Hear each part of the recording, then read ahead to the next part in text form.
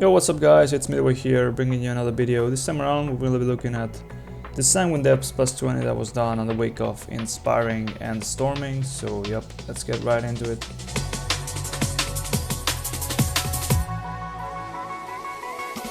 So for this first pull, we have the Lantern coming right up ahead, so we're gonna try to get as much value from it. So I'm gonna do this 2-pack pull. We're gonna be dropping almost all our cooldowns because we are not really gonna need them pretty much until we're done with the corridor here. And I'm gonna be the one activating the Lantern because the warrior is gonna be doing damage in the meantime, of course. So yep, just clear everything down, make sure you don't step on any of the traps, stay away from the storming, of course.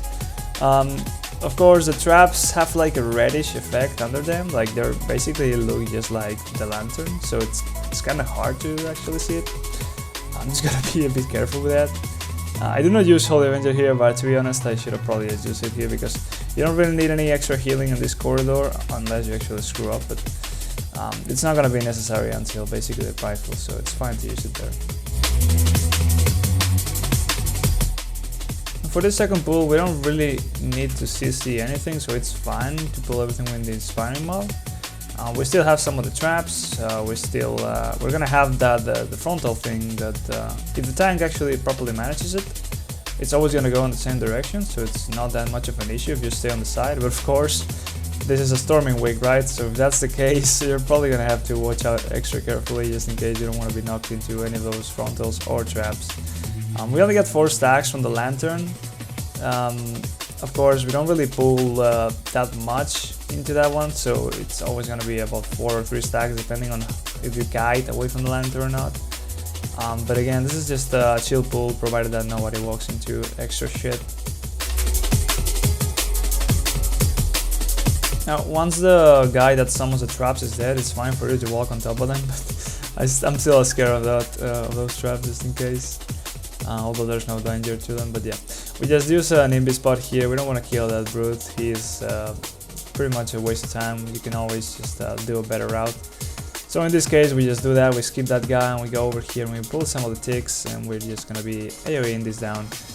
They can be a bit scary, but you just gotta get the interrupts done. You just gotta get the stuns done so that they don't get too many stacks. And we should probably be using wings here, actually. Yeah, there we go. We just use wings here for sake of damage. The healing is of course nice, but it's not really required besides the tank getting chunked here. So the idea is to have every single cooldown back in time for the rifle right before the boss.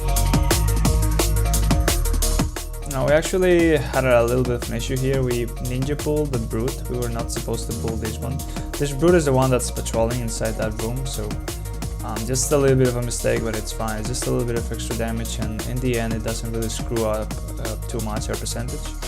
But we'll have to see, because throughout the run we actually make a couple more mistakes like this, so it's gonna end up being a bit messy. Now we go into this other tick that's inspired on its own. We don't really want to pull this one together with the next pack because there's a lot of things to be interrupting. So we just take the chance and pull these two together. Might as well.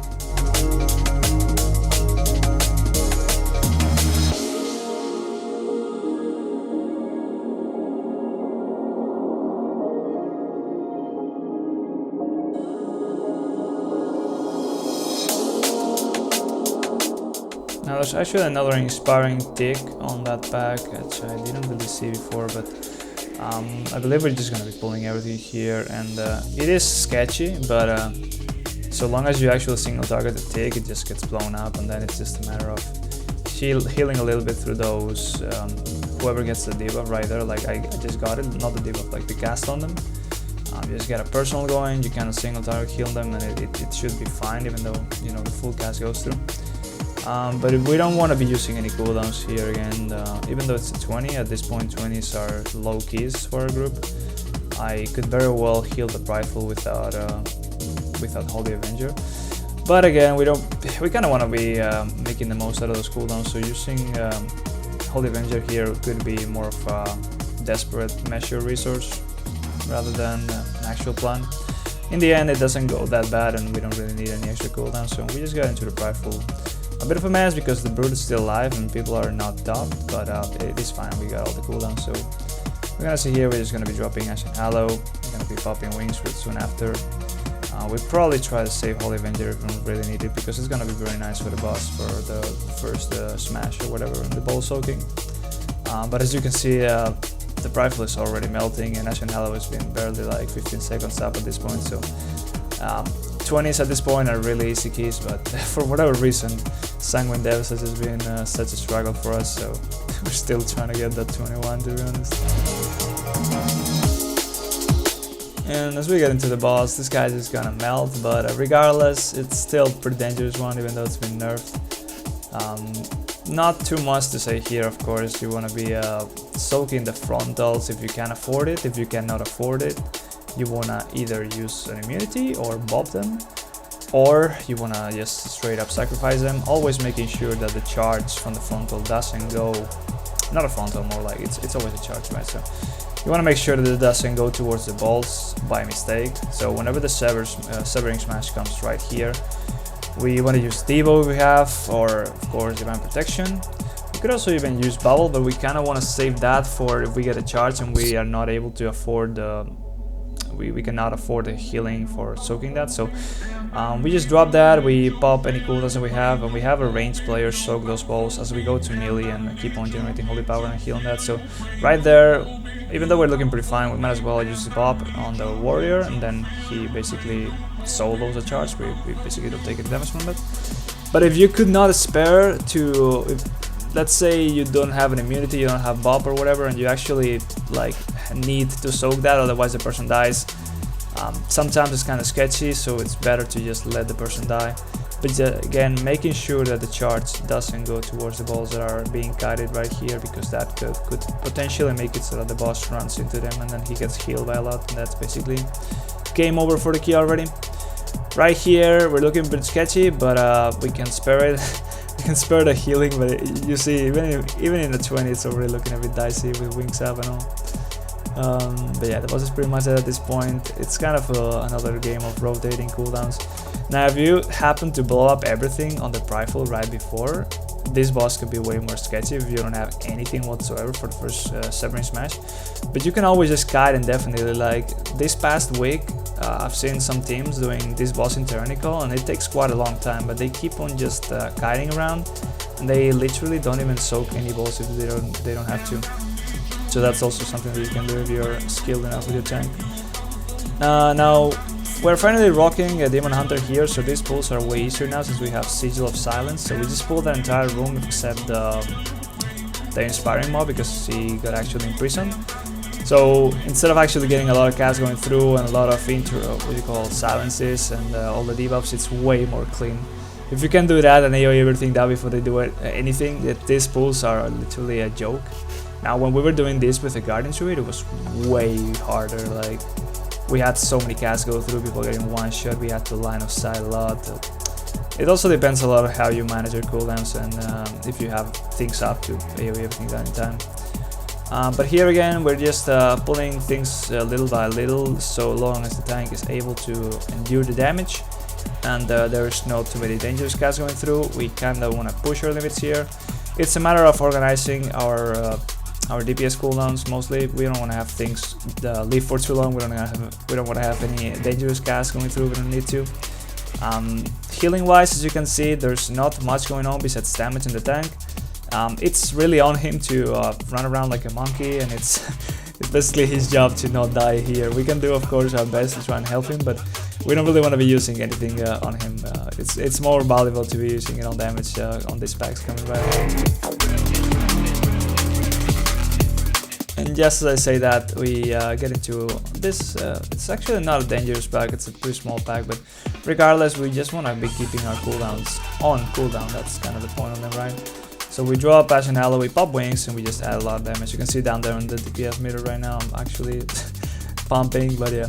You just want to be making sure you break those chains. You can, of course, just freedom yourself, so you don't have to move out of them. If you freedom yourself, if you didn't know, the chains do apply to you. You receive the initial tick of damage, but then they break instantly, so you don't have to worry about them too much. This pack can be pretty messy if it lives for too long because of that debuff that you get, which reduces your damage and healing done. I believe that's what it does, but it really is just a game of keep the interrupts going and the dispels rolling so that people don't get too many stacks of the dots. Same thing applies for this pack, it's basically just the same. You kind of want to pace yourself a little bit here though, because after this pack we're gonna be, I believe we're gonna be popping the lantern, and we're gonna be going to a room in the left where there's gonna be a lot of casters, which we are probably gonna be also cheesing because we have, of course, Demon Hunter, Silent Sigil and stuff. But just in case, you're gonna have to save some cooldowns here, because after that pack in that room we're gonna have the rifle. So yep, I'll see you there.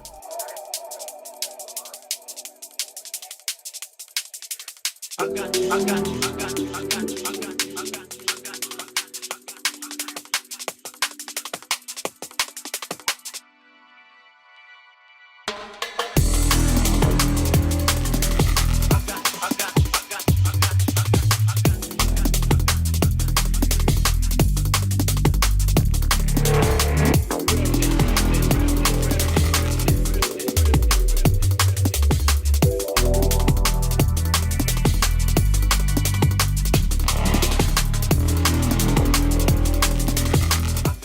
Something that's important to point out here is if you are Benthir and you're gonna be using that lantern just like we are, you want to make sure that these mobs that we're killing right now, they are actually stacked right where the rifle is spawning right now. You want the mobs to be right there, because where we are killing them right now, they're not actually being in range of the lantern, so we're not getting any stacks from them. It's kind of a big waste.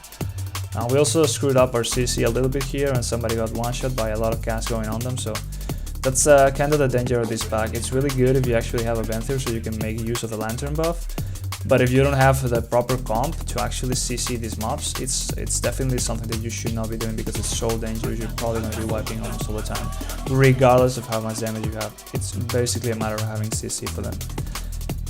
So for this rifle, we don't have Ashen Hallow, we don't have Holy Avenger, but it's only 20 again, and I was also counting on the lantern buff, so I was expecting to have, of course, the extra healing and damage done, but that's not the case.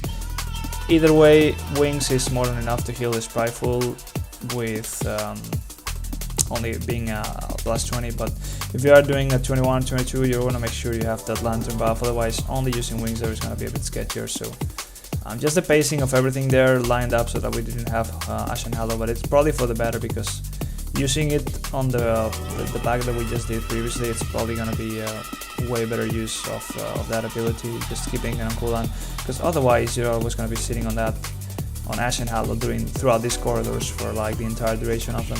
It's something that has happened to me a lot of times. Like I always find myself not having used Ashen Hallow like often enough in this dungeon, because of how hard it is to actually time things, because there's so many dangerous packs where you would actually think that Ashen Hallow is very valuable, but you also want to kind of use it on the rifle, so it's really a hard call to be making. But regardless, these couple packs here, if you had the lantern buff, they could just melt. They could straight up melt, so they should not be too dangerous if you actually play that correctly, or you have a Benthir, that is.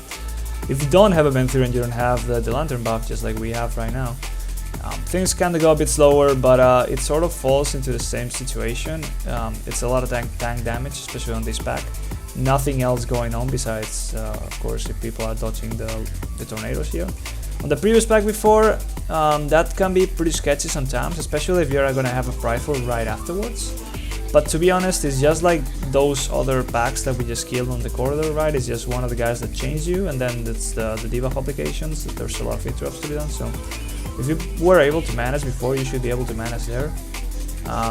In regards to cooldown usage, it's kind of hard to say based on this key in particular that we are looking at right now, but you probably could kind of want to do the same. Just save the Wings for that rifle if you were to get it after that pack before the last mob we just killed there, the tornadoes. Now right here we kind of have a bit messy pool. I'm not sure what happened, but tank with one shot. There's some very dangerous cast. Yeah, there is this mob here that he does a very, very big smash on the tank, so it's kind of hard for the healer to do anything about it. It really is a matter of mitigation and kiting, to be honest, because it's almost a one-shot for the most part. But we'll have to see about this corridor in a minute. We'll be talking about the cooldown usage here.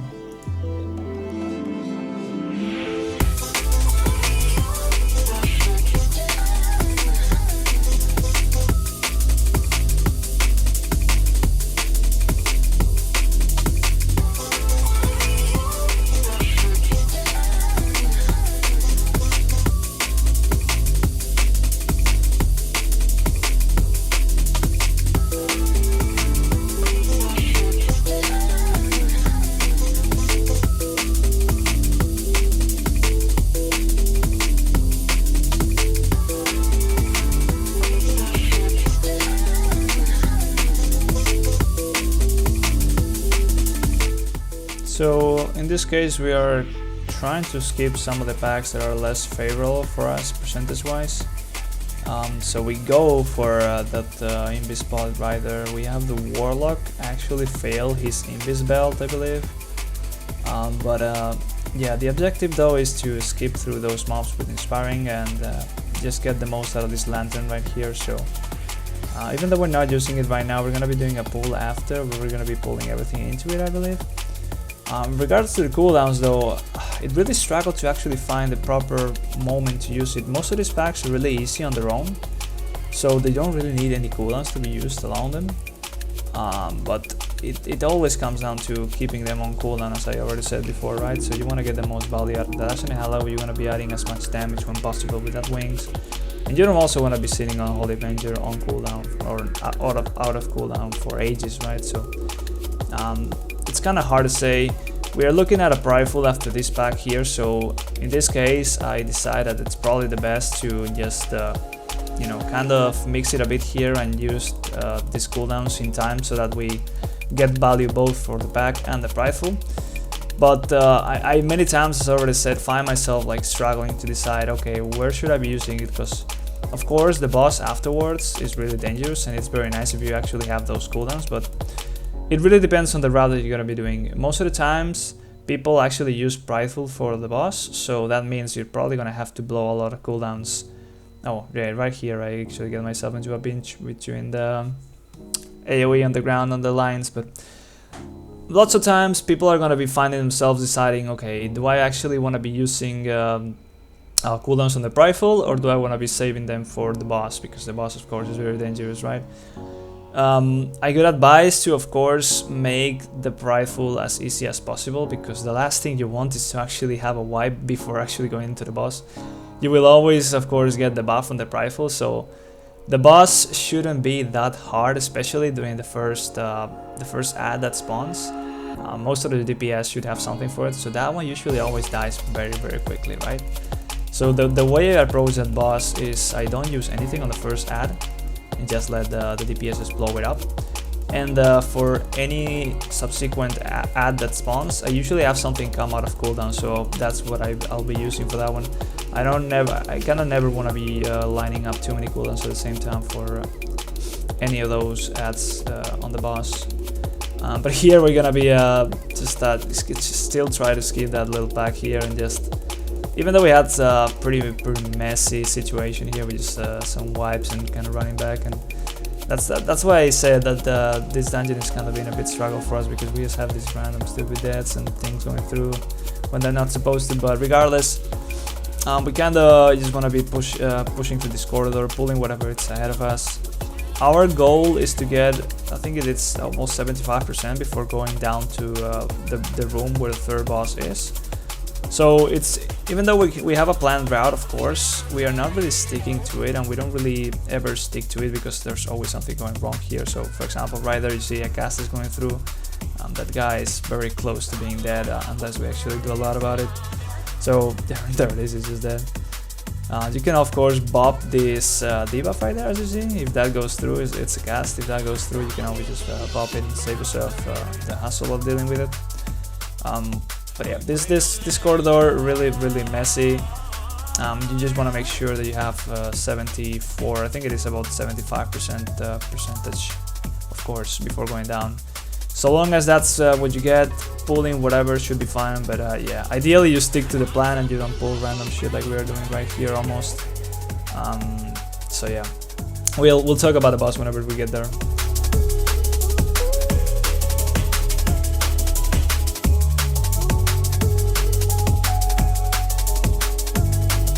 I kind of just want to point out here real quick that yeah, I'm just like using cooldowns very liberally here, but it's not a really good example because we have just died a couple times here, right? So this has not been going smooth enough to actually judge it as what you should be aiming to be doing.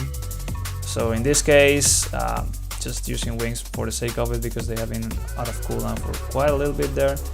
And since we're gonna have pretty much everything up for the boss, because this is not, you know, the timing of things is not what it's supposed to be. yeah, we don't really have an issue with not starting the boss with wings. And even if we didn't have any single cooldown, as I already said before, we're kind of fine on that boss regardless, so long as we get things coming rolling back up on the subsequent hats.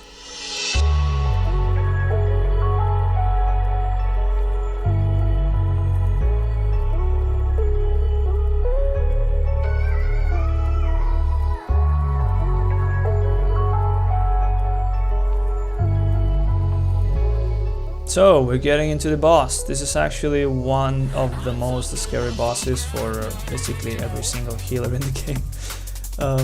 But we're gonna be doing pretty much what I already said, I believe. So the first ad is gonna be spawning, and it's just gonna get blown up almost instantly.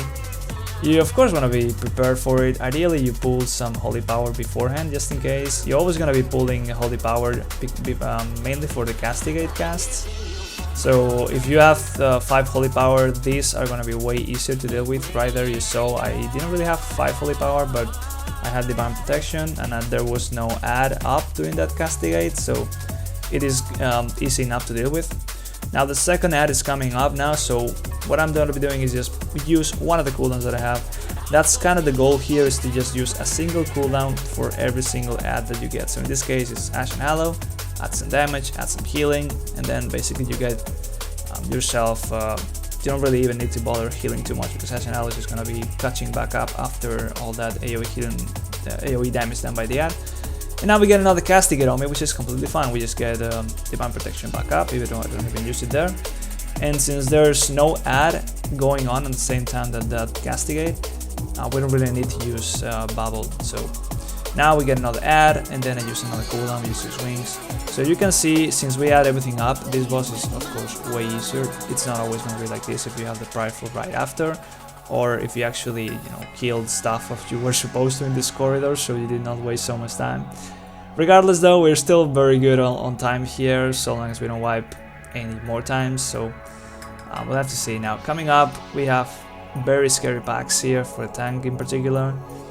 There's gonna be these ghouls that do a lot of damage on him, so we are gonna have to play a game of cat and mouse, and just a lot of running around, a lot of spamming some healings on the tank. Nothing we can really do about this besides just single target healing as much as we can. I even use Holy Avenger here, so it might be a good idea, but to be fair, at this point we could not afford any more mistakes, so we kind of have to make some sacrifices. It's not the ideal scenario. You can just stun him or kite him or whatever. That's probably the best way to do it. But if you have no other option, kind of like we have here, well, it's fine. You can just go ahead and do that if it's gonna make your tank's life safer and easier. Regardless though, we're just gonna meet on the next boss.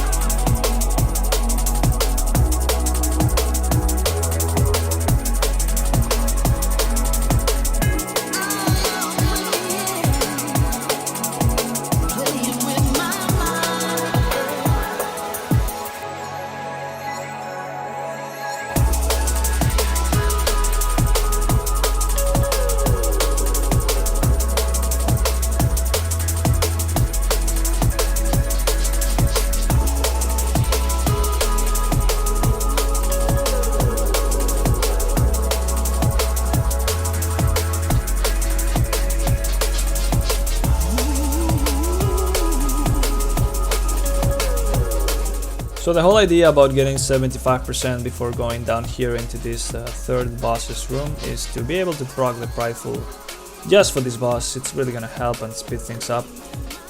It's gonna make it so that we are gonna need to use wings for the prideful, right? So we're not gonna have them up for the boss, but it is gonna be fine. We are gonna have a lot of cooldowns to rotate through. Now, this is not really the ideal way to showcase this this key at this point, because since we had such a messy scenario on the corridor, our timings are most likely not gonna be any, like, you're not gonna be able to make much out of what you're seeing here right now, right? So I have almost everything up here. Most of the times though it's not gonna happen, so you're gonna have to make bigger sacrifices. That's kind of what I meant. But since we have Holy Avenger, we have Bubble, we have Debo, we have Ashen Hallow, we have so many things to work with, this boss is just gonna melt. Now you can also of course work with any other immunities or personals that your team has, and that's always what you should be aiming to do. So in this case I use Debo as late as possible to get value from it, both for the big initial cast, and if we can actually get a little bit of value for the ticking damage coming here, it's of course always better. But yeah, people almost getting killed just by that ticking damage right there, since this boss is really scary regardless of having cooldowns or not. But we use Holy Avenger there just to top people up through during that running around phase. It's always very hard to do this boss as a Holy Paladin, because we lose so much uptime on melee when we have to actually be running around avoiding the swirlies. But we get those 3 orbs, and then we pop a personal, we call for the turtle on the hunter, and then that's about enough to make this way safer. Now dropping Ashen Hallow really helps with the ticking damage here again. If we don't have Ashen Hallow, chances are people are gonna be dying, or you have Divine Toll either. People are gonna be dying during the ticking damage phase, because we barely can do anything as Holy Paladins, because we are not able to be on the boss generating holy power for the most part. So this is really the most scary part. If you can do anything about that ticking damage after the initial bang, it's always a good idea to use cooldowns for that. And here, even though the boss is almost dead, I just might as well decide and go ahead and use Divine Shield. I would always recommend to use Divine Shield as late as possible, or as a safety measure. I think I actually stand in a sword there, even though the boss was already there. But always use Divine Shield as the last resource. Just you don't want to be using it on one of the first explosions, because you're probably gonna have way more like, it's gonna be way more difficult of a situation down the line. So we want to make sure we get the most value out of that Divine Shield. Packs coming right ahead. We don't have a prideful for this one, so depending on your route, you might have a prideful for after this pack, or as we did before the boss. So if you have a prideful now, whatever, just save cooldowns for it if you can, as always. If you don't, you could use Wings here, you could use Ashen Hallow here even. It's a good pack just to add a little bit of damage. And now I believe we're just gonna be invising past these 3 guys, because they are a pretty big waste of time on their own. So we're just gonna go ahead into the gauntlet.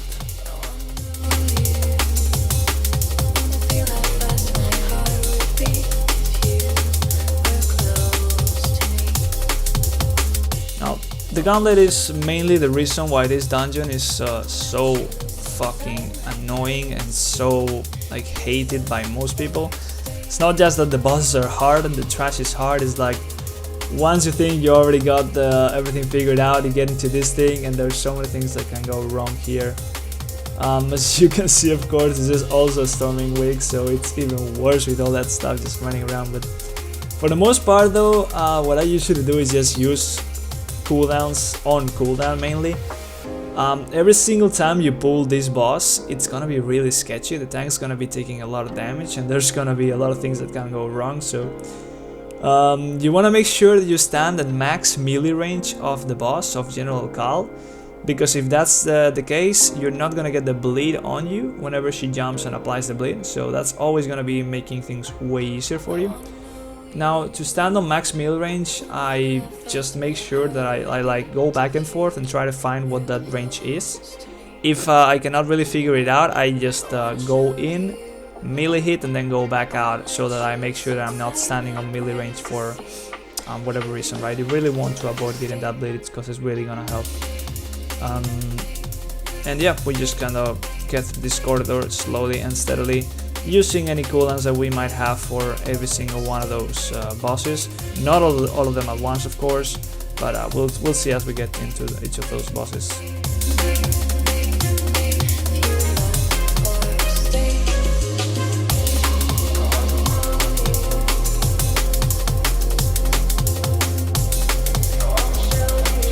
So here, as we pull General Cal for a second time, just his wings, and I do get one of the blitz right there, so not ideal, but it is fine if it's only one. The thing though is that you might get multiple of those at the same time, so really want to be very careful about those, especially if you have a lot of melees in your comp. But yep, you kind of just use any cooldown that I have available for each one of these times that we pull the boss, as I already said. And provided that your tank remembers to use the shield, things should be falling down pretty much naturally. Now it's gonna be a bit sketchier depending on your tank, because most of the stress is gonna be on him. He's gonna be the one getting chunked very badly on this part of the dungeon. And then there's gonna be some packs where the casters are gonna be a bit of a nightmare, so we're gonna see that in a minute.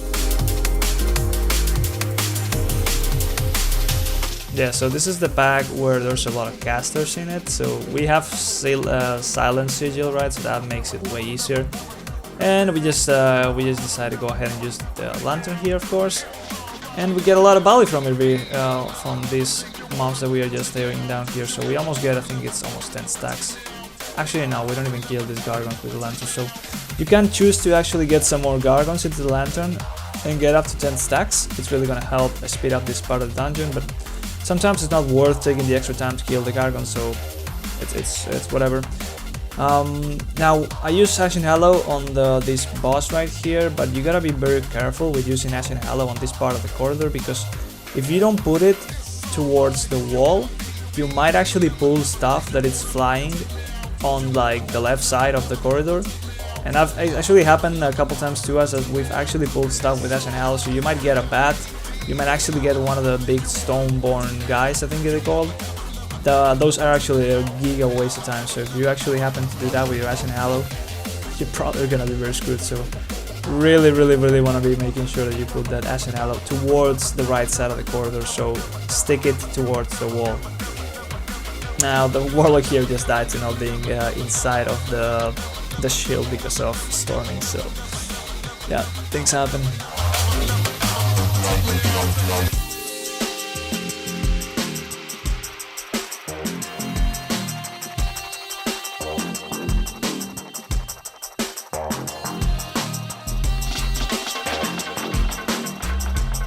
So right here, as you get into this next pack, as you can see, wings are coming back up. So this is what I was saying before about if you just use one cooldown for each of the packs on this corridor, things kind of flow very nicely, and cooldowns just come back up naturally for each of the pools. So of course you're not gonna have wings for every single pool, but it's either gonna be wings, either gonna be Holy Avenger coming off of cooldown, either gonna be even Ashen Hallow is probably gonna be coming off of cooldown at the end if you use it on one of the first pools, on the first pool of General Call, that might be.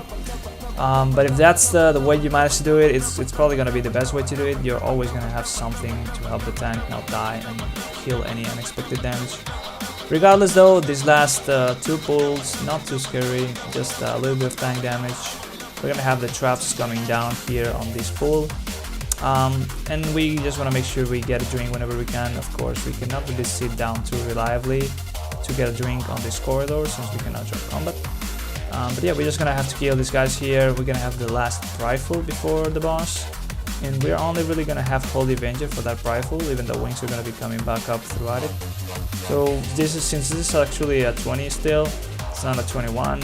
Not having wings for the rifle as we get into it, it is gonna be fine, but it's still gonna be a bit sketchy. So it's something that you should always be looking forward to and trying to make some sacrifices sometimes and hold on to cooldowns for the rifle. That's the TLDR of playing Holy Paladin in Mythic Plus, to be honest.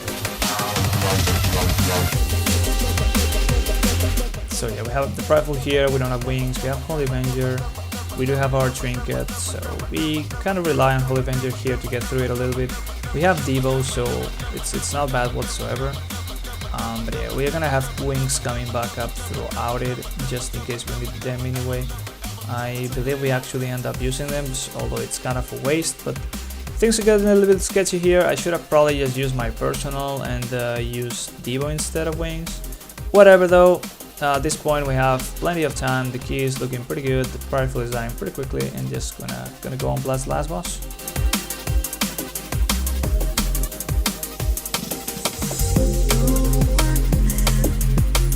So this last boss is actually really easy, especially if you are playing Kyrian, because you're gonna have Kyrian potion to get rid of one of those blitz. But you can always just try and choose this mechanic, right? So if you are moving around as you get charged by the boss, there is a chance that the bleed doesn't actually apply to you. So there is a science, there's actually a science behind it. So if you like move sideways in regards to the boss, it's more likely that the bleed doesn't apply. Whereas if you are moving away from the boss, it's not as consistent. Regardless of the bleed though, you can always just bop it, you can always bubble it, and if you can have people actually not get the debuff applied onto them even, it's just gonna be for the better. Regards to cooldowns, we just want to maximize our DPS output in this boss really.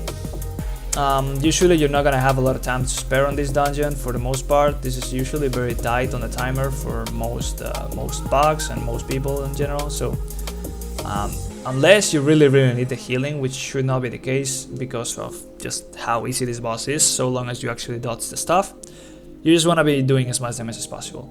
So wings on pool, probably the way to go. Holy Avenger is probably going to be the catch-up way of, you know, having people not die. Bop is going to be an emergency button if people get 2 bleeds on them at the same time and they don't have a Kyrian potion. And Devo is just gonna have to use it whenever there's a gloom squall or whatever and people are looking a bit dicey. And yeah, Bubble of course is also gonna be your panic button too. Wanna be using Bob on other players and using Bubble on yourself of course, because that way you can actually have 2 panic buttons. But yeah, the boss just dies right there. So yeah, that is the end of the key, guys. As you can see right there, I did about 2k DPS, which is definitely not great for a Pantheon Holy Paladin. But yeah, this is a very messy dungeon. It took there was a lot of messy pulls here, so it's kind of understandable. Regardless though, thank you very much for watching, guys. I hope you enjoyed that one and find it useful. If you want to watch live, of course, you can always find me on twitch.tv/midwayeu. I'm gonna be streaming mostly just the raids because we are not pushing that much Mythic Plus anymore since we're kinda getting bored of the game at this point, and some of our team members are just looking for a little bit of a break until things actually spice up a little bit more. Anyhow though, if you enjoyed that one, you can also of course subscribe to my YouTube channel, feel free to drop a like, and yep, I'll see you next time. See ya.